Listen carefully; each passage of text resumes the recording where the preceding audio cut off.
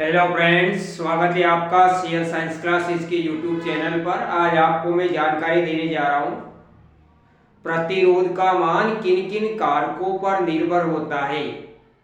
अधिकतर बार आपकी 10वीं बोर्ड की परीक्षा में आता रहता है क्वेश्चन कि प्रतिरोध का मान किन किन कारकों पर निर्भर होता है। तो इस लेसन 11 के अंदर से जो विद्युत वाला जो आपका लेसन है, इस लेसन 11 के अंदर से 4 चीजें आपकी इंपॉर्टेंट है। मैंने आपको बताया, एक तो ओम का नियम पहला, दूसरा बताया आपको श्रेणी क्रम संयोजन, और तीसरा बताया आपको पार्श्व क्रम संयोजन, और चौथा टॉपिक बता रहा हूं इस लेसन के अंदर से प्रतिरोध का मान किन किन कारकों पर निर्भर होता है। तो ये 4 टॉपिक है। 4 टॉपिक में से निश्चित रूप से आपकी बोर्ड की परीक्षा में एक क्वेश्चन निश्चित रूप से आता है। तो चलो देखते हैं, अपन अपना वीडियो स्टार्ट करते हैं। लेकिन वीडियो स्टार्ट करने के पहले यदि आप चैनल पर नए हो तो चैनल को सब्सक्राइब, लाइक और शेयर जरूर करें। तो चलो अपना वीडियो स्टार्ट करते हैं। प्रतिरोध का मान, क्वेश्चन है आपका प्रतिरोध का मान किन किन कारकों पर निर्भर होता है। किन किन कारकों पर निर्भर होता है।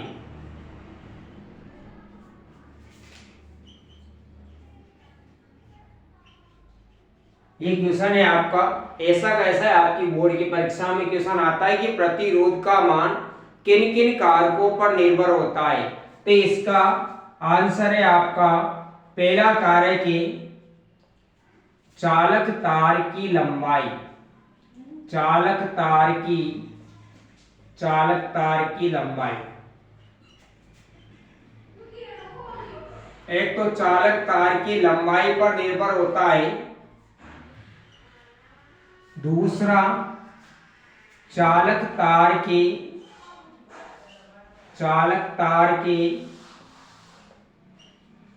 अनुप्रस्थ काट के क्षेत्रफल पर। चालक तार के अनुप्रस्थ काट के क्षेत्रफल पर। अनुप्रस्थ काट का मतलब होता है क्षेत्रफल पर, अनुप्रस्थ काट का मतलब होता है मोटाई। चालक तार की क्या होती है? मोटाई। इसके बाद तीसरा है चालक तार की प्रकृति। तीसरा कारक है आपका चालक तार की प्रकृति। चालक तार की प्रकृति पर प्रतिरोध का मान निर्भर होता है। तो इन 3 कारकों पर प्रतिरोध का मान निर्भर होता है। जैसे आपको बताना चाहता हूं मैं आपको कि चालक तार की लंबाई, जैसे जैसे अपन चालक तार की लंबाई को क्या करते जाते, बढ़ाते जाते, वैसे वैसे प्रतिरोध का मान क्या होता जाता है? बढ़ता जाता है। अर्थात चालक तार की लंबाई प्रतिरोध के क्या होती है? समानुपाती होती है। क्या होती है? समानुपाती। जैसे जैसे अपन चालक तार की लंबाई को बढ़ाते जाते, वैसे वैसे प्रतिरोध का मान क्या होता जाता है? बढ़ता जाता है। R प्रोपोर्शनल L हो जाएगा। इसके बाद चालक तार का अनुप्रस्थ काट का क्षेत्रफल। तो चालक तार की मोटाई जैसे जैसे अपन बढ़ाते जाते, वैसे वैसे प्रतिरोध का मान क्या होता जाता है? कम होता जाता है। तो अपन निष्कर्ष निकाल सकते हैं कि चालक तार का प्रतिरोध अनुप्रस्थ काट के क्षेत्रफल के क्या होता है? व्युत्क्रमानुपाती होता है। अर्थात उल्टा होता है। जैसे जैसे अपन